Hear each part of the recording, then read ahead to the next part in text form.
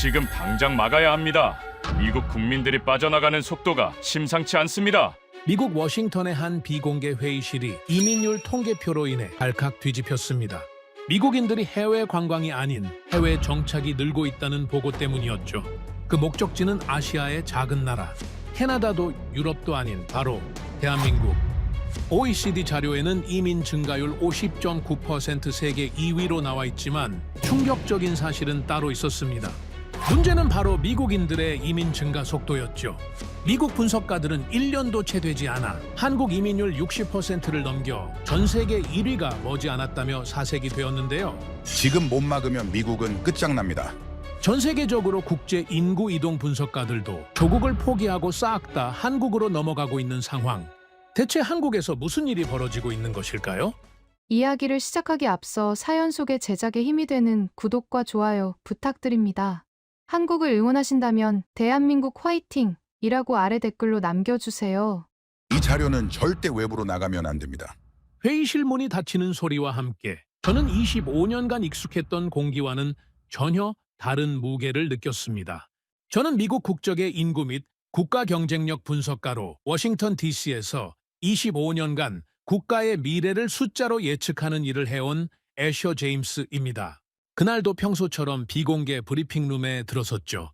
하지만 테이블 위에 놓인 자료를 보는 순간 제 손이 미세하게 떨리기 시작했습니다. 미국인 해외 이주 추이, 전문직 및 중산층 이탈 속도, 그리고 목적지 국가별 분류표.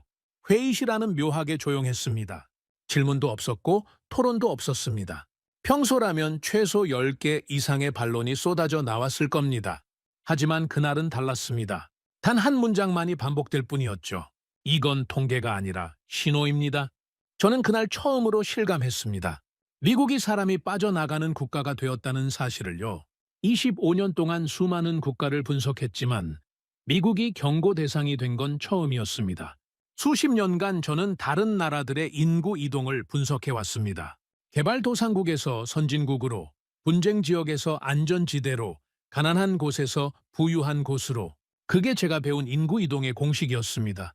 그런데 지금 제 앞에 놓인 데이터는 그 공식을 정면으로 부정하고 있었습니다. 미국 시민들이 떠나고 있었습니다. 그것도 단기 여행이나 은퇴 후 휴양이 아니라 명백한 이주의 형태로요. 사람이 떠나기 시작하면 국력은 이미 숫자에서 무너지는 겁니다. 정부의 공식 설명은 간단했습니다. 팬데믹 이후 원격 근무가 확산되면서 일시적으로 해외 체류가 증가한 것뿐이라고요. 은퇴자들이 물가 싼 나라에서 단기 체류하는 트렌드라고요. 디지털 노마드라는 새로운 세대의 라이프 스타일이라고요. 그들은 이것이 일시적 현상이라고 강조했습니다. 하지만 제가 교차 검증한 데이터는 전혀 달랐습니다. 평균 체류 기간은 지속적으로 증가하고 있었고 가족 동반 비율은 급증했습니다. 더 놀라운 건 정착 지역의 특성이었습니다. 그들은 관광지가 아니라 의료 인프라와 교육 시설이 밀집된 지역에 머물고 있었습니다.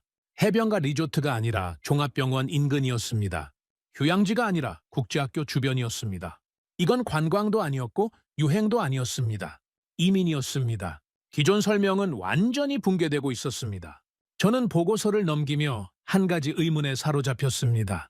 도대체 어디로 가고 있는 걸까? 그리고 왜? 다음 페이지를 넘기는 순간 저는 숨이 막혔습니다. OECD 연례 이민 통계, 회원국별 이민자 증가율 순위. 1위는 영국이었습니다. 52.9% 증가.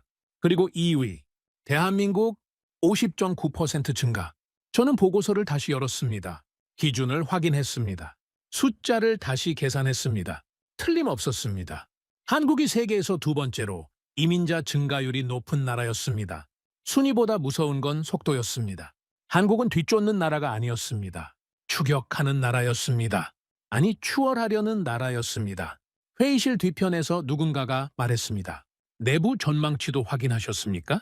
저는 고개를 들었습니다. 그는 또 다른 파일을 테이블 위에 올려놓았습니다. 비공개 시뮬레이션 결과, 전제 조건은 단순했습니다. 당위 비자 완화가 유지될 경우, 유학생 체류 연장이 지속될 경우, 농어촌 및 산업 인력 수요가 확대될 경우. 결과는 충격적이었습니다. 한국의 이민 증가율은 60% 이상까지 상승 가능. 영국을 추월하여 OECD 1위 예상. 회의실에서 누군가가 중얼거렸습니다. 이게 공개되면 질문이 쏟아질 겁니다. 왜 미국이 아니라 한국이냐고. 한국이라는 단어는 회의실에서 점점 작게, 그러나 더 무겁게 울렸습니다. 저는 그 순간 깨달았습니다. 한국은 제 기존 모델에 없던 국가였습니다. 총기가 없는 나라, 의료 접근성이 세계 최고 수준인 나라, 밤거리를 여성이 혼자 걸을 수 있는 나라. 더 불편한 사실은 따로 있었습니다. 미국 이탈자들을 대상으로 한 인터뷰에서 반복적으로 나온 말들. 안전하다, 싸다, 사람답게 산다. 저는 25년간 미국 대 중국 구도를 분석해왔습니다. 세계는 양극화되고 있고 선택지는 두 개뿐이라고 배웠습니다. 자유민주주의 아니면 국가 통제, 시장경제 아니면 계획경제. 그런데 지금 제 앞에 데이터는 제3의 선택지를 보여주고 있었습니다. 한국은 변수가 아니었습니다. 결론 후보였습니다. 나는 그날 처음으로 여권의 가치를 다시 계산했습니다. 회의가 끝나고 저는 개인 사무실로 돌아왔습니다. 책상 위에 노트북을 펼쳤습니다. 개인 메모 파일을 열었습니다. 그리고 첫 줄에 이렇게 적었습니다. 이 조사는 타인의 이민을 설명하기 위한 것인가? 손가락이 멈췄습니다. 심장이 빠르게 뛰기 시작했습니다. 그리고 다시 움직였습니다. 아니면 나 자신의 미래를 설명하는 것인가? 저는 보고서를 덮지 못했습니다. 데이터가 아니라 삶의 방향이 바뀌고 있었기 때문입니다. 그날 이후 한국은 더 이상 보고서 속 국가가 아니었습니다. 제 삶의 가능성이었습니다. 중간 보고서 검토 회의가 열린 건 그로부터 일주일 후였습니다. 저는 평소처럼 데이터를 정리하고 그래프를 만들고 결론을 도출했습니다. 완벽하게 준비했다고 자신했습니다. 하지만 회의실 분위기는 첫 브리핑 때와 달랐습니다. 냉랭했습니다. 아니, 적대적이었습니다. 가장 먼저 문제 제기가 들어온 부분은 이민 증가율도 치안 비교도 아니었습니다. 의료비 및 의료 접근성 비교였습니다. 고위 자문 한 명이 천천히 말했습니다. 이 부분은 정책 논의 범위를 벗어납니다. 저는 고개를 들었습니다. 어느 부분을 말씀하시는 겁니까? 한국 의료 시스템에 대한 비교 분석 전체입니다. 저는 이해할 수 없었습니다. 하지만 이민 선택의 주요 요인입니다. 실제 인터뷰에서도 반복적으로 언급되었고요. 그는 고개를 저었습니다. 그렇다 해도 이건 우리가 다룰 영역이 아닙니다. 그 순간 저는 깨달았습니다. 미국이 두려워하는 건 이민이 아니라 비교라는 사실을요. 진실을 막는 힘이 작동하기 시작한 겁니다. 다음 날 의료 및 보험 로비 측 인사들과의 비공식 미팅이 잡혔습니다. 초대받지 않은 자리였지만 저는 참석해야 했습니다. 그들의 논리는 일관적이었습니다. 한국 의료는 싸지만 지속 불가능합니다. 국가가 개입하면 혁신이 죽습니다. 미국식 고비용은 자유의 대가입니다. 저는 반박 데이터를 제시했습니다. 검사 대기 시간, 외국인 접근성, 의료 결과, 지표. 모든 항목에서 한국은 미국과 대등하거나 우월했습니다. 한국은 MRI를 당일 촬영하고 미국은 수주를 기다렸습니다. 한국은 외국인에게도 동일한 의료 서비스를 제공하고 미국은 보험 여부로 치료를 결정했습니다. 하지만 그 데이터는 토론되지 않았습니다. 한 로비스트가 말했습니다. 그 수치가 대중에게 노출되면 곤란합니다. 저는 되물었습니다. 왜 곤란합니까? 보험 시장이 흔들립니다. 그들에게 의료는 국가가 아니라 산업이었습니다. 성역이었습니다. 며칠 후 수정 요구 메모가 제 책상 위에 도착했습니다. 한국 의료 사례 전면 삭제, 가격 비교 그래프 비공개 처리, 외국인도 동일 의료 접근 가능 문장 제거. 특히 문제가 된 문장이 하나 있었습니다. 미국 교포들이 보험이 있음에도 한국에서 치료를 선택한다. 로비 측 고위 인사가 직접 전화를 걸어왔습니다. 그 문장 하나면 보험 시장이 흔들립니다. 저는 침묵했습니다. 그는 덧붙였습니다. 애쉬어, 당신은 분석가입니다. 정치가가 아니고요. 저는 내부 자료를 다시 펼쳤습니다. 구조가 보이기 시작했습니다. 정치 자금은 병원 체인으로 흘러갔고 병원 체인은 보험사와 연결되어 있었으며 보험사는 제약 로비와 맞물려 있었습니다. 거대한 생태계였습니다. 그들의 공통 목표는 단순했습니다. 비교 금지. 저는 개인 노트에 적었습니다. 미국 의료는 비싸서 유지되는 게 아니다. 비교되지 않아서 유지된다. 일주일 후 또 다른 회의가 열렸습니다. 이번엔 국가안보 자문단까지 참석했습니다. 그들이 꺼내든 논리는 예상 가능했습니다. 지금은 중국을 견제할 때입니다. 동맹국 하나를 띄우는 건 위험합니다. 국가 안보 차원에서 신중해야 합니다. 국가 안보라는 말이 나오는 순간 숫자는 사라졌습니다. 저는 반론했습니다. 중국 문제가 아닙니다. 미국 시민이 떠나는 게 문제입니다. 한 자문이 냉정하게 말했습니다. 그건 당신 의견이고 우리는 전략을 짜는 사람들입니다. 그들은 한국을 공격하지 않았습니다. 비교를 삭제했을 뿐이었습니다. 그 이후 제 발언권은 급격히 줄어들었습니다. 회의 초청 횟수도 감소했습니다. 제 이메일은 참조에서도 빠지기 시작했습니다. 최종 보고서가 배포되기 전날 밤 저는 파일을 열어보았습니다. 사라진 것들이 있었습니다. 한국 의료비 비교 슬라이드, 외국인 의료 접근성 지표, 60% 전망 보조 그래프. 제 노트북에만 원본이 남아 있었습니다. 파일명은 간단했습니다. Why People Choose Korea. 저는 그날 밤 처음으로 검색창에 이렇게 입력했습니다. Korea Healthcare Cost for Foreigners. 결과 페이지가 열렸습니다. 흉부 엑스레이, 한국 2만 원, 미국 40만 원. MRI 촬영, 한국 50만 원, 미국 400만 원. 저는 노트에 한 줄을 적었습니다. 이건 국가 분석이 아니다. 내 가족의 미래다. 그리고 저는 깨달았습니다. 총기보다 병원비가 더 많은 미국인을 국외로 밀어내고 있다는 사실을요. 그들은 한국을 공격하지 않았습니다. 비교를 삭제했을 뿐이었습니다. 나는 그날 처음으로 분석 대상이 아닌 이탈 후보자가 되었습니다. 보고서 제출 후 며칠간 저는 공식 업무를 하지 않았습니다. 아니, 할 수 없었습니다. 삭제된 데이터들이 머릿속을 떠나지 않았기 때문입니다. 밤마다 깨어 있었습니다. 회의실에서 들었던 그 말들이 귓가를 맴돌았습니다. 범위를 벗어납니다. 미국인은 알 필요 없습니다. 보험 시장이 흔들립니다. 저는 개인 노트북을 열고 새로운 파일을 만들었습니다. 파일명을 정하는 데만 1시간이 걸렸습니다. Asia Comparison이라고 적었다가 지웠습니다. 이건 아시아 전체 비교가 아니었습니다. US vs Korea라고 적었다가 또 지웠습니다. 이건 단순한 대결 구도가 아니었습니다. 결국 제가 선택한 이름은 간단했습니다. K-Case, Korea Case Study. 한국 단독 모델 분석. 저는 분석 프레임을 근본적으로 바꾸기로 했습니다. 기존 방식은 항상 비교였습니다. 미국 대 중국, 미국 대 유럽, 선진국 대 개발도상국. 모든 국가를 미국이라는 기준점에서 측정했습니다. 더 자유로운가, 덜 자유로운가, 더 시장 중심인가, 더 국가 중심인가. 하지만 한국은 그 어디에도 들어맞지 않았습니다. 한국은 누군가의 변형이 아니었습니다. 자체 완결형 시스템이었습니다. 독립된 생존 모델이었습니다. 저는 가장 먼저 의료 분야를 재검증했습니다. 로비에 의해 삭제되었던 바로 그 부분 말입니다. 데이터를 다시 펼쳤습니다. 숫자를 다시 확인했습니다. 그리고 깨달았습니다. 한국 의료의 핵심은 가격이 아니었습니다. 구조였습니다. 가격을 낮춘 주체가 시장이 아니라 국가 시스템이었습니다. 공공보험을 기반으로 하되 민간 의료 경쟁을 허용하는 결합구조, 국가가 틀을 만들고 시장이 그 안에서 경쟁하는 방식, 미국과의 결정적 차이가 보였습니다. 미국에서는 치료 전에 비용을 계산합니다. 보험사에 전화하고 커버리지를 확인하고 본인 부담금을 계산합니다. 그리고 나서야 치료를 받을지 말지 결정합니다. 때로는 치료를 포기합니다. 한국에서는 치료 후에 정산합니다. 일단 치료하고 나중에 계산합니다.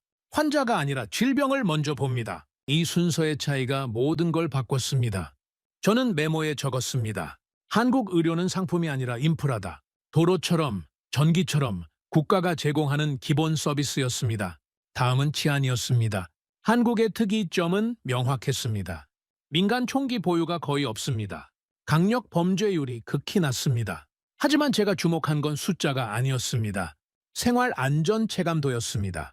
한국에서는 밤 시간에도 보행이 가능합니다. 여성이 혼자 걸을 수 있습니다. 아이들이 늦게까지 밖에서 놉니다. 편의점이 24시간 열려 있고 사람들이 자정 넘어서도 거리를 걷습니다. 미국에서는 지역별로 출입 금지 시간이 존재합니다.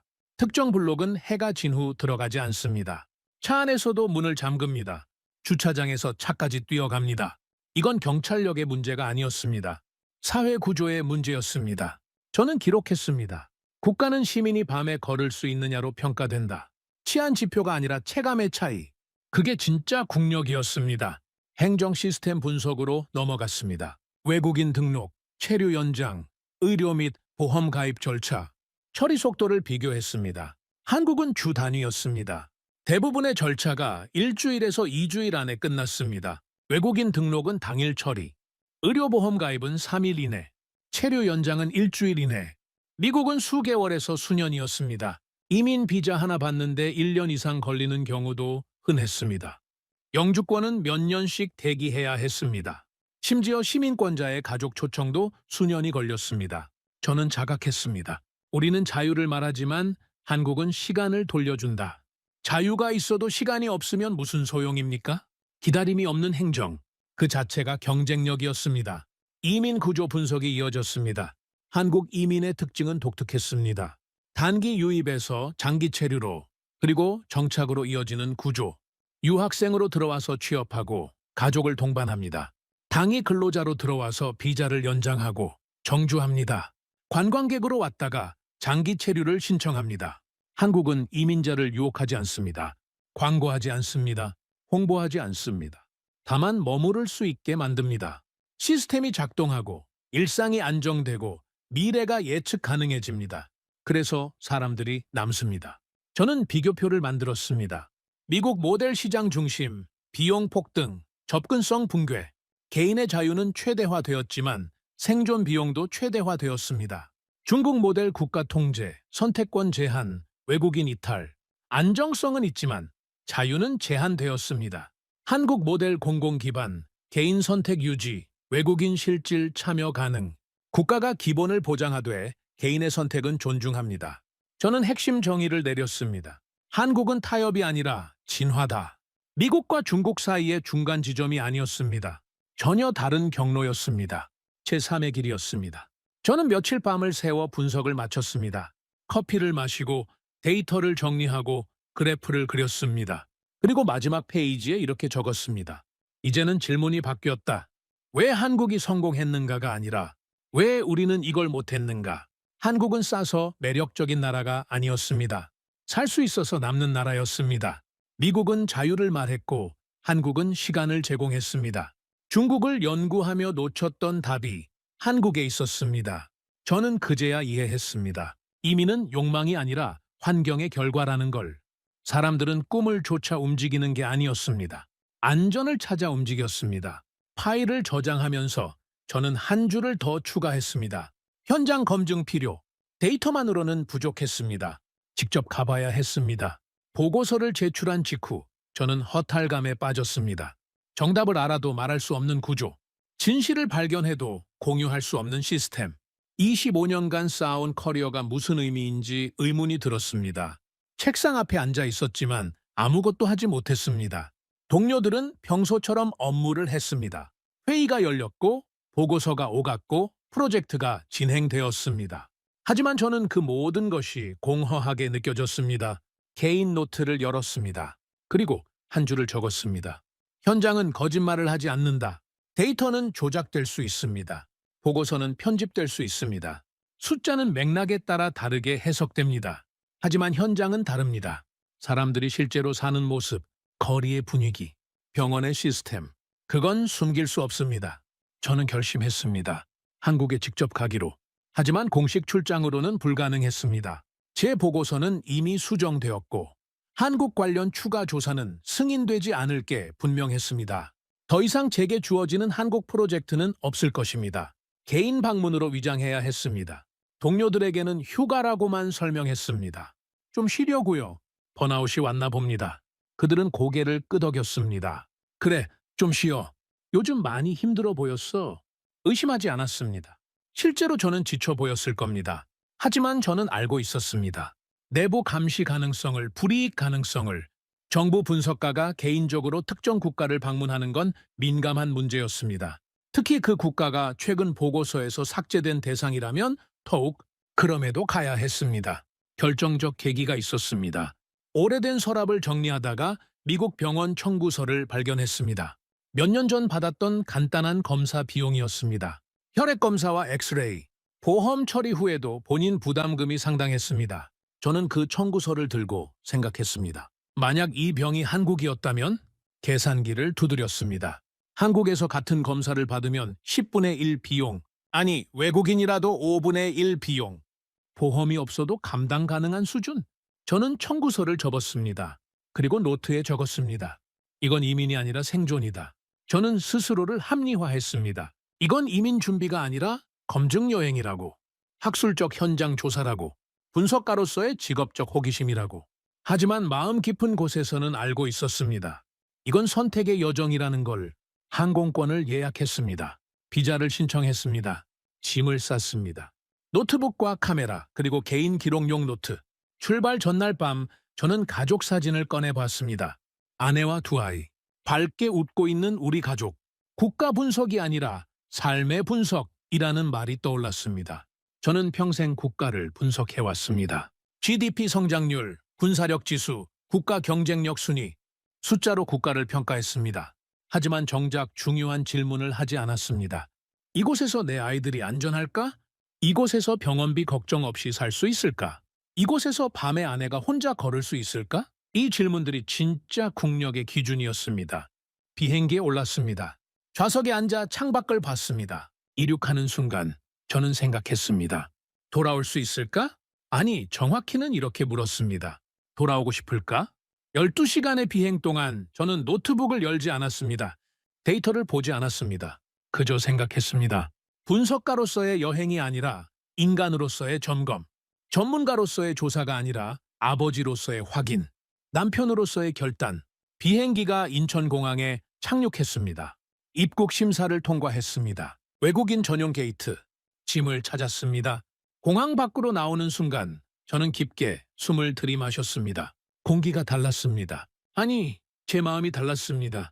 그날 나는 보고서를 제출했고 동시에 결심했습니다. 숫자가 설명하지 못한 것들을 직접 확인하기로. 저는 택시를 탔습니다. 기사에게 호텔 주소를 건넸습니다. 차창 밖으로 서울의 야경이 펼쳐졌습니다. 고층 빌딩들, 밝게 빛나는 간판들, 늦은 시간까지 활기찬 거리. 저는 그 풍경을 바라보며 생각했습니다. 이제 시작이다. 분석가로서의 여행이 아니라 인간으로서의 점검이었습니다. 호텔에 짐을 풀고 나서 저는 곧바로 거리로 나왔습니다. 밤 11시가 넘은 시각이었습니다. 미국이었다면 절대 하지 않을 행동이었죠. 특히 대도시 한복판에서는요.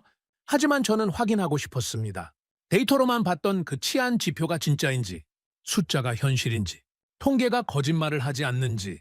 거리는 여전히 활기찼습니다. 편의점 앞에 앉아있는 사람들, 혼자 걷는 여성들, 스마트폰에 집중한 채 이어폰을 낀 사람들. 아무도 주변을 경계하지 않았습니다. 뒤를 돌아보지 않았습니다. 가방을 꽉 쥐지 않았습니다. 어깨에 힘이 들어가 있지 않았습니다. 이건 워싱턴 DC에서는 상상할 수 없는 풍경이었습니다. 뉴욕에서도, 로스앤젤레스에서도, 시카고에서도 불가능했습니다. 저는 멈춰 섰습니다. 그리고 주위를 둘러봤습니다. 자정이 다가오는 시각. 여성 한 명이 편의점에서 나와 골목으로 들어갔습니다. 혼자였습니다. 이어폰을 끼고 있었습니다. 휴대폰 화면만 보며 걸었습니다. 저는 충격을 받았습니다. 미국에서라면 상상할 수 없는 장면이었습니다. 특히 대도시 한복판에서는요. 밤 11시에 여성이 혼자 이어폰을 끼고 골목으로 들어간다? 미국에서는 이게 뉴스가 됩니다. 실종 신고가 됩니다. 사건이 됩니다. 하지만 여기서는 일상이었습니다. 저는 계속 걸었습니다. 1시간, 2시간. 명동, 종로, 이태원. 어디를 가도 비슷했습니다. 사람들은 자유로웠습니다. 경계가 필요 없는 분위기. 위험을 계산하지 않는 움직임. 이건 치안 지표가 아니었습니다. 체감의 차이였습니다. 생활의 차이였습니다. 인간다움의 차이였습니다. 저는 노트에 적었습니다. 한국의 경쟁력은 광고가 아니라 밤거리였다. GDP가 아니었습니다. 군사력이 아니었습니다. 여성이 밤에 혼자 걸을 수 있다는 사실. 그게 진짜 국력이었습니다. 다음 날 아침 저는 병원을 방문했습니다. 외국인 신분으로 의료 시스템을 체험해보기 위해서였습니다. 간단한 건강검진을 예약했습니다.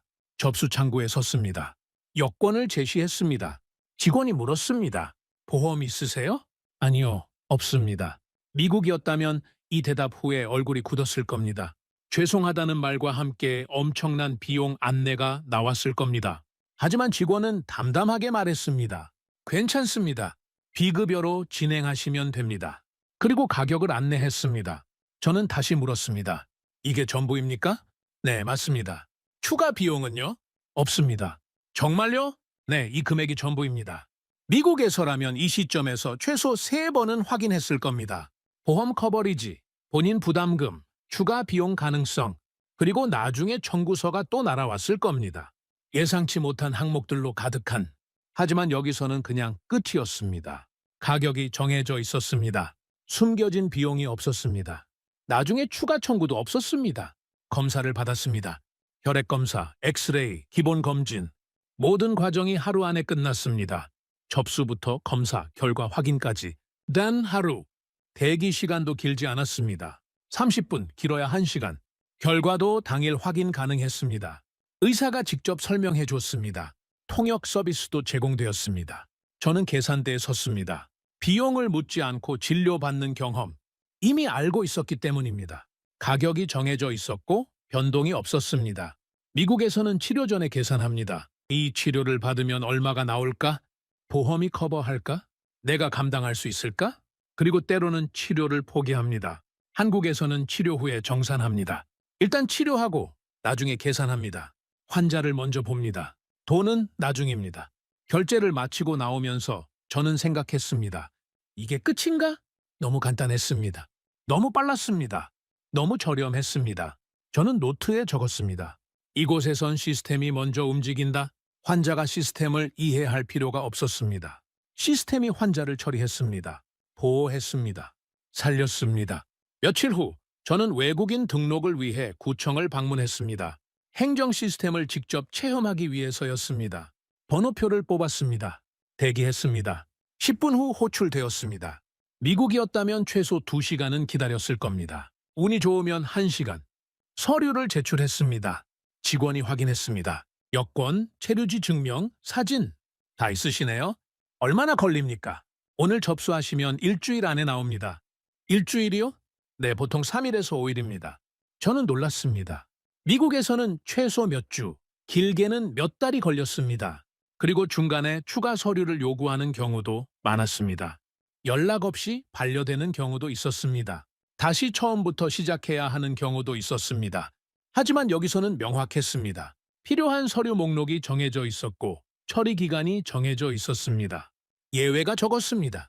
변수가 적었습니다. 기다림이 없는 행정이었습니다. 설명이 간결했고 과정이 명확했습니다. 질문할 필요가 없었습니다. 다 정해져 있었으니까요. 예측 가능한 시스템, 신뢰할 수 있는 구조. 저는 구청을 나오면서 노트에 적었습니다. 시간을 돌려받는 나라. 미국에서는 행정의 시간을 빼앗깁니다. 기다리고 확인하고 다시 기다립니다. 한국에서는 시간을 돌려받습니다. 빠르게 처리되고 명확하게 안내되고 확실하게 끝납니다. 며칠간 서울 곳곳을 돌아다녔습니다. 지하철을 탔습니다.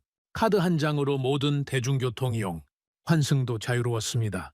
추가 요금 없이 시간 제한 내에서 시장에 갔습니다. 카드 결제가 어디서나 가능했습니다. 노점상에서도 작은 가게에서도 현금이 필요 없었습니다. 음식점에 들어갔습니다. 메뉴판의 가격이 명확했습니다. 팁이 없었습니다. 세금이 이미 포함되어 있었습니다. 계산이 간단했습니다. 표시된 가격이 최종 가격이었습니다. 미국처럼 팁 15에서 20%를 추가할 필요 없었습니다. 세금 계산할 필요 없었습니다. 저는 사람들의 태도를 관찰했습니다. 과도한 친절도 없었습니다. 억지 미소도 없었습니다. 무관심도 아니었습니다. 냉대도 아니었습니다. 규칙 안에서의 자유, 시스템에 대한 신뢰. 사람들은 시스템을 의심하지 않았습니다. 정해진 대로 작동할 거라고 믿었습니다. 그리고 실제로 그랬습니다. 버스는 정시에 왔습니다. 지하철은 시간표대로 움직였습니다. 은행은 정해진 시간에 열고 닫았습니다. 약속은 지켜졌습니다. 저는 노트에 적었습니다. 이 나라는 시민을 의심하지 않는다. 시스템이 먼저 작동하고 사람은 그 안에서 자유롭게 움직였습니다. 증명할 필요가 없었습니다. 의심받지 않았습니다. 신뢰가 기본이었습니다. 일주일이 지났습니다. 저는 매일 밤 호텔 방에서 노트를 정리했습니다. 숫자로 봤던 것들이 현실로 확인되었습니다. 의료 접근성, 치안, 행정 속도. 모든 게 데이터 그대로였습니다. 아니, 데이터보다 더 인상적이었습니다. 숫자는 경험을 설명하지 못했습니다. 밤거리를 걸을 때의 안도감, 병원에서 가격을 걱정하지 않아도 되는 편안함, 행정 절차가 명확할 때의 신뢰감. 이건 지표로 측정할 수 없는 것들이었습니다. 저는 노트 마지막 페이지에 적었습니다. 완벽하지는 않다. 하지만 작동한다.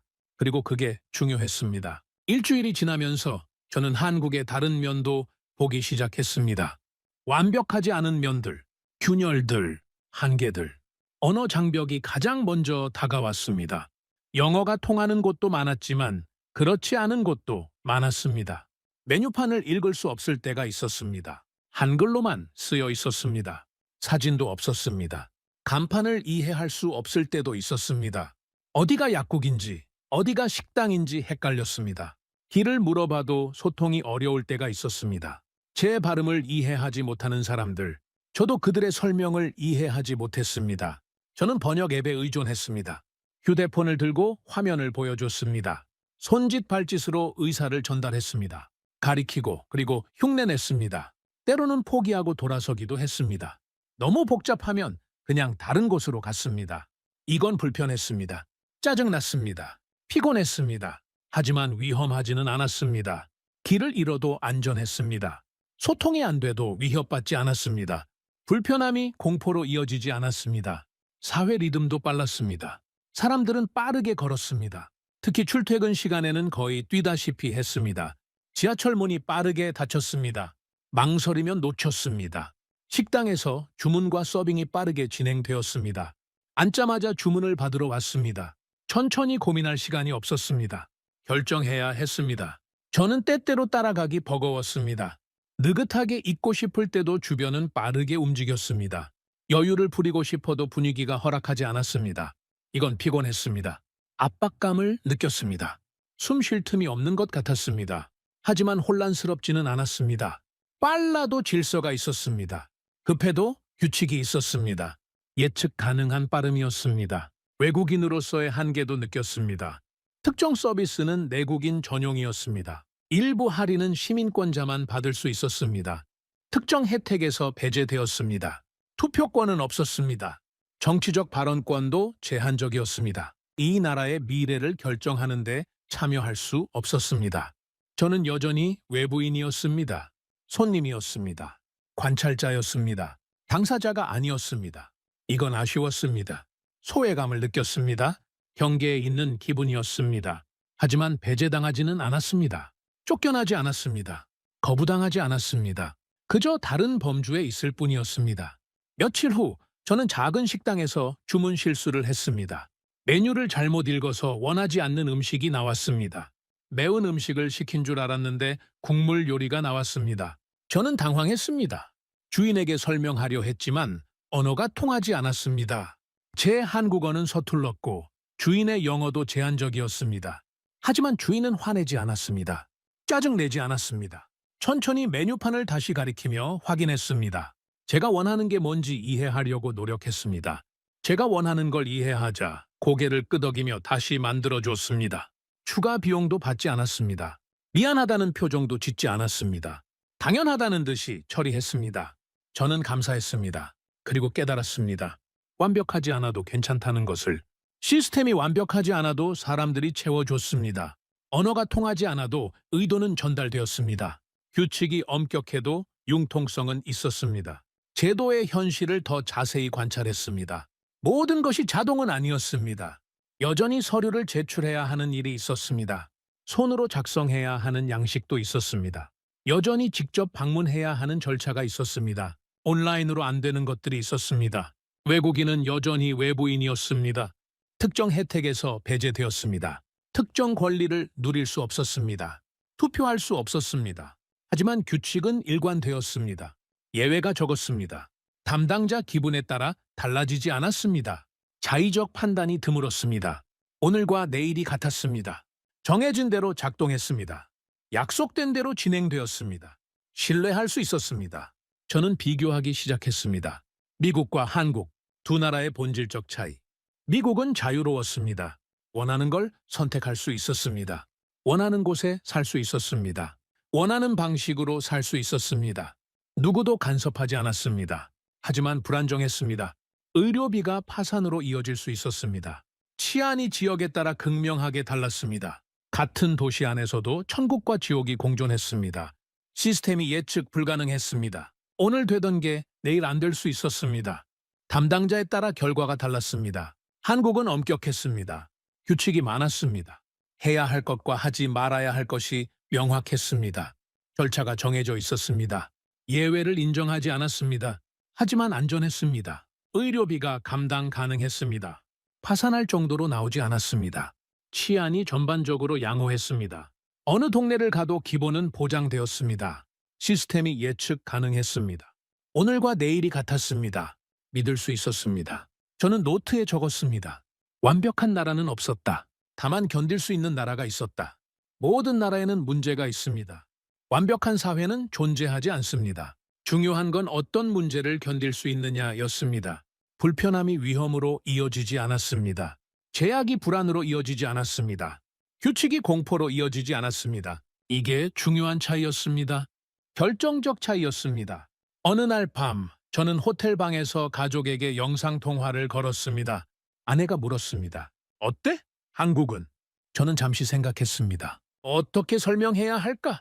완벽하진 않아. 그럼? 하지만 불안하지 않아. 아내는 고개를 끄덕였습니다. 그게 중요한 거지? 마야, 그게 전부야. 저는 미소 지었습니다. 한국은 불편하지만 불안하지 않았다. 이 한 문장이 모든 걸 설명했습니다. 언어가 통하지 않아도 시스템은 작동했습니다. 빠른 리듬이 피곤해도 안전은 보장되었습니다. 외국인으로 제한이 있어도 기본은 누릴 수 있었습니다. 불편함과 불안함의 차이, 그게 국가를 결정했습니다. 삶의 질을 결정했습니다. 미래를 결정했습니다. 저는 2주차 노트를 정리하면서 적었습니다. 이 나라는 완벽을 약속하지 않는다. 다만 작동을 보장한다. 그리고 그게 충분했습니다. 완벽보다 중요한 건 신뢰였습니다. 시스템에 대한 신뢰. 내일도 오늘처럼 작동할 거라는 신뢰. 문제가 생겨도 해결될 거라는 신뢰. 한국은 그 신뢰를 제공했습니다. 완벽하지 않지만 일관되게. 화려하지 않지만 확실하게. 그게 한국이었습니다. 3주차에 접어들면서 저는 우연히 외국인 커뮤니티 모임에 참석하게 되었습니다. 서울 이태원의 한 카페였습니다. 매주 토요일 오후 한국에 장기 체류 중인 외국인들이 모이는 자리였습니다. 저는 관찰자로 앉아 있었습니다. 하지만 곧 대화에 끌려 들어갔습니다. 미국 출신 IT 엔지니어가 먼저 말을 걸어왔습니다. 얼마나 계실 예정이세요? 아직 정하지 못했습니다. 저는 5년째입니다. 5년이요? 네, 처음엔 1년 계약이었는데요. 그는 웃었습니다. 계속 연장하게 되더라고요. 저는 물었습니다. 왜 남으셨습니까? 그는 잠시 생각하더니 대답했습니다. 아이들 때문입니다. 아이들요? 미국에선 학교 보내는 게 전쟁이었어요. 총기 훈련, 락다운 드릴, 어느 학교가 안전한지 매일 확인했죠. 그는 한숨을 쉬었습니다. 여기선 그런 걱정이 없습니다. 유럽 출신 여성도 대화에 합류했습니다. 프랑스에서 왔다고 했습니다. 저는 의료 때문에 왔어요. 의료요? 만성질환이 있거든요. 프랑스에서는 대기 시간이 너무 길었어요. 한국은 빠르고 저렴해요. 러시아 출신 사업가도 끼어들었습니다. 저는 치안이 마음에 들었습니다. 모스크바에서는 밤에 나갈 엄두를 못 냈거든요. 저는 귀를 기울였습니다. 하나같이 같은 이유들이었습니다. 의료, 치안, 아이들. 제가 데이터로 봤던 바로 그것들이었습니다. 중국 출신 유학생도 있었습니다. 저는 졸업 후에도 남을 겁니다. 중국으로 돌아가지 않으십니까? 아니요. 여기가 더 자유롭거든요. 중국보다요? 네, 인터넷 검열도 없고 말할 수 있는 것도 많고요. 그는 덧붙였습니다. 그리고 미래가 예측 가능해요. 저는 놀랐습니다. 중국인이 한국을 자유롭다고 말하다니, 미국인이 한국을 안전하다고 말하다니, 유럽인이 한국 의료를 효율적이라고 말하다니, 이건 단순한 개인 의견이 아니었습니다. 패턴이었습니다. 구조였습니다. 선택이었습니다. 저는 물었습니다. 혹시 영구적으로 정착할 생각이십니까? 미국 엔지니어가 대답했습니다. 이미 영주권 신청했습니다. 프랑스 여성도 고개를 끄덕였습니다. 저도요. 가족 데려올 계획입니다. 러시아 사업가는 웃었습니다. 저는 이미 아파트 샀습니다. 저는 충격을 받았습니다. 이들은 단기 체류자가 아니었습니다. 정착자였습니다. 이민자였습니다. 그날 밤 저는 호텔로 돌아와 데이터를 다시 확인했습니다. OECD 통계, 이민 증가율, 체류기간 연장률, 영주권 신청 추이. 모든 숫자가 상승 곡선을 그렸습니다. 단기 체류에서 장기 정착으로의 전환, 방문자에서 거주자로의 변화. 이건 일시적 현상이 아니었습니다. 유행이 아니었습니다. 구조적 이동이었습니다. 저는 더 깊이 파고들었습니다. 국가별 비교, 중국 떠나는 외국인 증가, 규제 강화, 자유 제한, 예측 불가능한 정책, 고급 인재들이 빠져나가고 있었습니다. 미국 떠나는 시민 증가, 의료비 폭등, 치안 악화, 정치적 양극화, 중산층이 빠져나가고 있었습니다. 한국 모여드는 사람들, 안정적 시스템, 예측 가능한 사회, 기본 보장, 다양한 국적의 사람들이 유입되고 있었습니다. 저는 그래프를 그렸습니다. 세 개의 선이 교차했습니다. 중국은 하락, 미국은 정체, 한국은 상승. 교차점은 이미 지났습니다. 앞으로의 추세는 명확했습니다. 저는 노트에 적었습니다. 세계는 조용히 투표하고 있었다. 선전도 없었습니다. 광고도 없었습니다. 정부 캠페인도 없었습니다. 그저 사람들이 움직였습니다. 발로 투표했습니다. 삶으로 선택했습니다. 총도 선전도 없이 사람들이 움직였습니다. 며칠 후 저는 한국 정부의 새로운 이민 정책 발표를 접했습니다. 신출입국 이민 정책, 탑티어 비자 신설, 첨단 고급 인재 대상, 베스트트랙 적용, 체류 기간 3년으로 연장, 인턴 1년 연장, 6개월 리보 참전국 청년 드림 비자. 저는 분석했습니다. 이건 단순한 정책이 아니었습니다. 전략이었습니다. 한국은 준비하고 있었습니다. 더 많은 사람들을 받아들일 준비, 더 오래 머물게 할 준비, 정착시킬 준비. 저는 확신했습니다. 이건 일시적 현상이 아니다. 이미 구조는 완성됐다.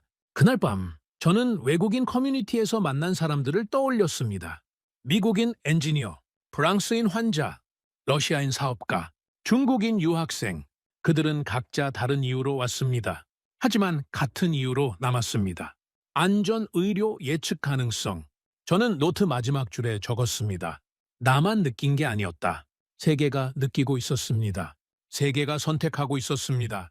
조용히, 그러나 확실하게. 4주차, 저는 워싱턴으로 돌아갈 날짜를 미뤘습니다. 동료들에게는 개인 사정이라고만 말했습니다. 하지만 진짜 이유는 따로 있었습니다.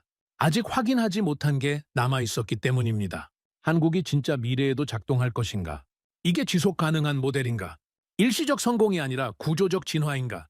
저는 장기 데이터를 분석하기 시작했습니다. 인구 추이, 경제 성장률, 사회 안정성 지표. 10년 전과 비교했습니다. 20년 전과 비교했습니다. 패턴이 보였습니다. 한국은 꾸준히 개선되고 있었습니다. 의료 시스템은 더 효율화되었습니다. 치안은 더 안정화되었습니다. 행정은 더 디지털화되었습니다. 이건 우연이 아니었습니다. 방향성이 있었습니다. 의도가 있었습니다. 저는 국가 경쟁력의 정의를 다시 생각했습니다. 25년간 저는 국가를 이렇게 평가했습니다. GDP 순위, 군사력 지수, 기술 혁신 지표, 무역 수지. 하지만 이 모든 게 한 가지를 놓치고 있었습니다. 사람들이 살고 싶어 하는가? 이게 진짜 질문이었습니다. GDP가 높아도 사람들이 떠나는 나라, 군사력이 강해도 시민이 불안한 나라, 그런 나라를 강대국이라 부를 수 있습니까? 저는 노트에 적었습니다. 사람이 모이는 나라가 이긴다. 역사가 증명합니다. 로마는 사람이 모였기 때문에 강했습니다. 미국은 사람이 모였기 때문에 패권국이 되었습니다. 사람이 빠져나가기 시작하면 쇠퇴가 시작됩니다. 한국은 지금 사람이 모이는 나라였습니다. 저는 한국의 위치를 재정의했습니다.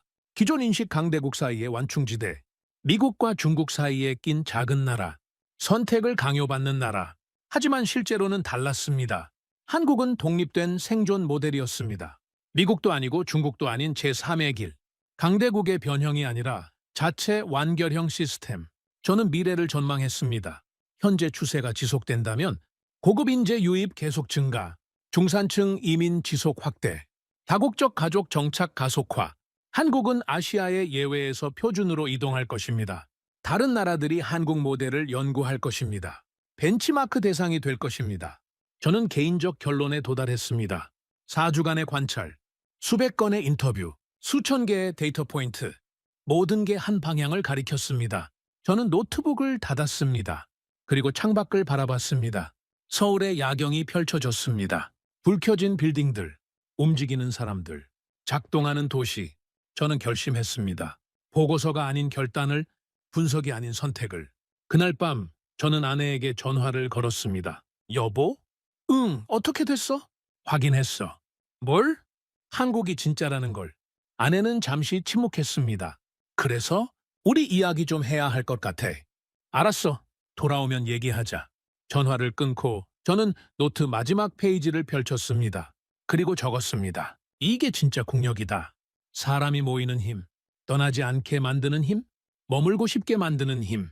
군함이 아니라 밤거리, 미사일이 아니라 병원비, 전투기가 아니라 행정 속도. 이게 21세기의 국력이었습니다. 한국은 그 질문에 답한 나라였습니다.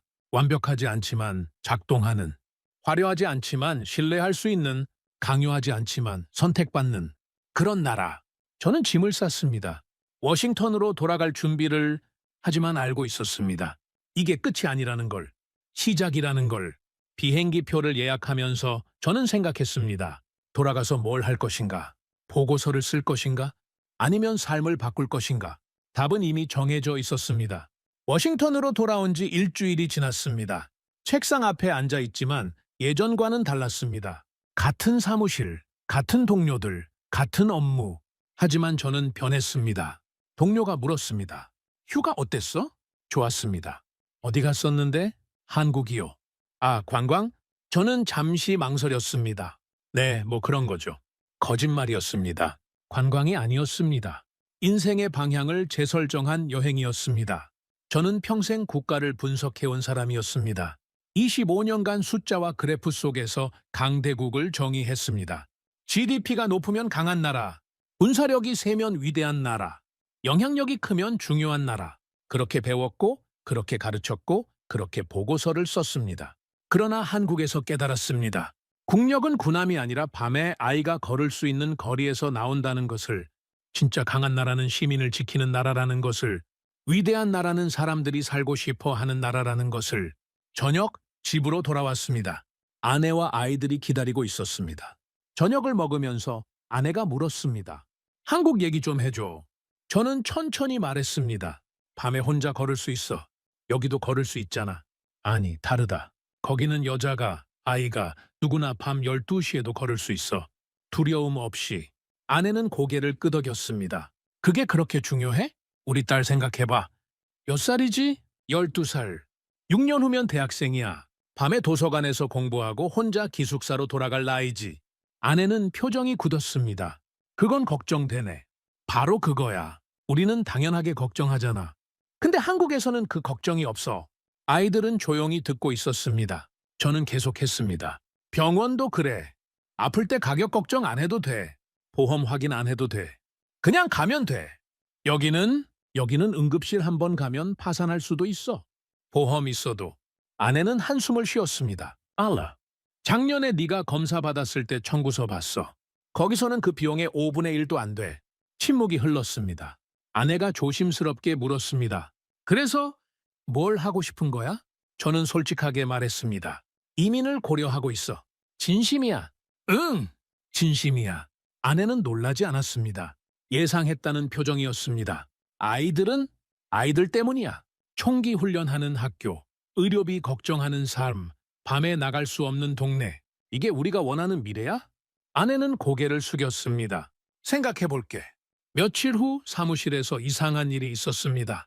제 한국 방문 사실이 보고되었습니다. 상사가 불렀습니다. 개인 휴가로 한국 다녀왔다고? 네. 관광? 네. 정말? 저는 침묵했습니다. 상사는 한숨을 쉬었습니다. 애셔, 자네 보고서 기억하나? 한국 관련 부분 다 삭제된 거. 기억합니다. 그런데 개인적으로 간 거야? 문제가 됩니까? 문제가 안 되길 바라야지. 경고였습니다. 저는 알았습니다. 제가 감시받고 있다는 것을, 제 선택이 주목받고 있다는 것을. 그날 밤 저는 오래 생각했습니다. 25년 커리어, 안정된 직장, 예측 가능한 미래. 이 모든 걸 버릴 수 있는가? 하지만 다른 질문이 떠올랐습니다. 아이들의 안전을 지킬 수 있는가?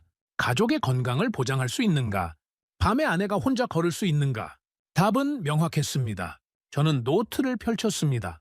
그리고 적었습니다. 이 이야기는 한국의 성공담이 아니다. 내가 왜 이곳을 선택했는지에 대한 기록이다. 분석가로서가 아니라 한 사람으로서의 선택이다.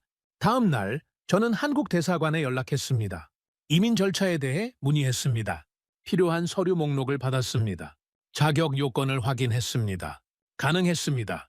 제 경력이면 전문직 비자를 받을 수 있었습니다. 저는 아내에게 말했습니다. 시작했어. 이민 절차? 응. 확실해? 저는 고개를 끄덕였습니다. 확실해. 아내는 미소 지었습니다. 나도 찾아봤어. 한국국제학교. 진짜? 응. 아이들 교육도 괜찮더라. 그리고 총기 훈련 없어. 우리는 웃었습니다. 쓸쓸한 웃음이었습니다. 자국을 떠나야 안전을 찾을 수 있다는 현실에 대한 6개월이 흘렀습니다. 저는 사직서를 제출했습니다. 25년 커리어의 끝. 동료들은 놀랐습니다. 어디로 가는 거야? 한국입니다. 일 때문에? 가족 때문입니다. 상사는 만류했습니다. 다시 생각해봐. 여기서의 경력을 버리는 거야. 알고 있습니다. 후회할 거야. 저는 고개를 저었습니다. 후회는 가지 않았을 때 할 것 같습니다. 비자가 나왔습니다. 전문직 E7 비자, 3년 체류 가능, 연장 가능, 영주권 신청 가능, 짐을 쌌습니다. 25년간 모은 것들, 책, 서류, 기념품. 하지만 가장 중요한 건 가족이었습니다. 아내와 두 아이, 이들을 지키기 위한 선택이었습니다. 출발 전날, 저는 오래된 동료와 저녁을 먹었습니다. 그가 물었습니다. 정말 가는 거야? 네. 무섭지 않아? 새로운 나라, 새로운 언어, 새로운 문화. 무섭죠. 그런데도 저는 잠시 생각했습니다. 무서움과 불안함은 달라요. 무슨 뜻이야? 한국은 무섭지만 불안하지 않아요. 미국은 익숙하지만 불안해요. 그는 고개를 끄덕였습니다. 이해할 것 같아. 공항으로 가는 차 안에서 딸이 물었습니다. 아빠, 한국어 어려워? 응, 어려워. 나도 배워야 해? 그래야지. 친구 사귈 수 있을까? 저는 딸의 손을 잡았습니다. 물론이지. 그리고 넌 밤에도 혼자 걸을 수 있을 거야. 여기서도 걸을 수 있는데? 아니, 다르다. 거기서는 두려움 없이 걸을 수 있어? 딸은 고개를 끄덕였습니다. 이해했는지 모르겠지만 곧 알게 될 것입니다. 비행기에 탔습니다. 좌석에 앉았습니다. 창밖으로 워싱턴이 보였습니다. 25년을 살았던 도시, 익숙한 거리들, 알던 사람들, 이제 과거가 되는 것들. 비행기가 이륙했습니다. 미국이 멀어졌습니다. 아내가 손을 잡았습니다. 괜찮아? 응. 후회 안 해? 저는 고개를 저었습니다. 전혀. 12시간의 비행. 그 시간 동안 저는 생각했습니다. 국가란 무엇인가? 국력이란 무엇인가? 강대국이란 무엇인가? 25년간 배운 답들이 무너졌습니다. 새로운 답이 보였습니다. 국가는 시민을 지키는 시스템입니다. 국력은 사람이 모이는 힘입니다. 강대국은 떠나지 않게 만드는 나라입니다. 한국은 그 답을 보여준 나라였습니다.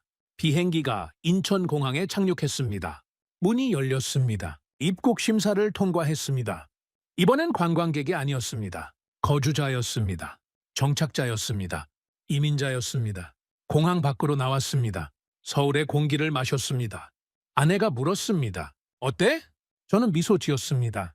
집에 온 것 같아. 아직 집도 없는데? 그래도 그런 느낌이야. 우리는 택시를 탔습니다. 서울 시내로 향했습니다. 차창 밖으로 익숙한 풍경이 펼쳐졌습니다. 4개월 전 봤던 그 거리들. 하지만 이번엔 달랐습니다. 관찰 대상이 아니라 삶의 공간이었습니다. 분석 대상이 아니라 일상의 무대였습니다. 호텔이 아니라 임시 거처에 도착했습니다. 회사에서 제공한 숙소였습니다. 짐을 풀었습니다. 그날 밤 저는 창밖을 바라봤습니다. 서울의 야경, 불 켜진 거리, 걷는 사람들, 혼자 걷는 여성들, 늦게까지 노는 아이들, 안전한 밤거리. 저는 노트를 펼쳤습니다. 마지막 페이지에 적었습니다. 나는 평생 국가를 분석해온 사람이었다. 숫자와 그래프 속에서 강대국을 정의했다. 그러나 한국에서 깨달았다. 국력은 군함이 아니라 밤에 아이가 걸을 수 있는 거리에서 나온다는 것을. 이 이야기는 한국의 성공담이 아니다. 내가 왜 이곳을 선택했는지에 대한 기록이다. 분석가로서가 아니라 한 사람으로서의 선택이다. 노트를 덮었습니다.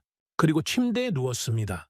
내일부터 새로운 삶이 시작됩니다. 새로운 직장, 새로운 동료, 새로운 언어, 새로운 문화. 어려울 것입니다. 힘들 것입니다. 외로울 수도 있습니다. 하지만 불안하지는 않을 것입니다. 아이들이 안전할 것입니다. 아내가 밤에 걸을 수 있을 것입니다. 병원비 걱정 없이 살 수 있을 것입니다. 그게 중요했습니다. 그게 전부였습니다. 저는 눈을 감았습니다. 그리고 생각했습니다. 사람이 모이는 나라가 이긴다. 한국은 그 질문에 답한 나라였다. 그리고 나는 그 답을 선택했다. 여러분은 어떻게 생각하십니까? 국가의 진짜 경쟁력은 무엇일까요? GDP와 군사력일까요? 아니면 시민이 안심하고 살 수 있는 환경일까요? 한국은 완벽하지 않지만 세계가 주목하는 나라가 되었습니다. 총도 없고 선전도 없이 그저 작동하는 시스템으로 사람들이 밤에 걸을 수 있고 병원비 걱정 없이 살 수 있고 미래를 예측할 수 있는 나라. 이것이 21세기 대한민국의 자랑스러운 모습입니다. 구독과 좋아요로 응원해 주시면 더욱 재미있는 이야기로 찾아뵙겠습니다. 해외 감동 사연을 소개해드리는 스페셜 코리아였습니다. 감사합니다.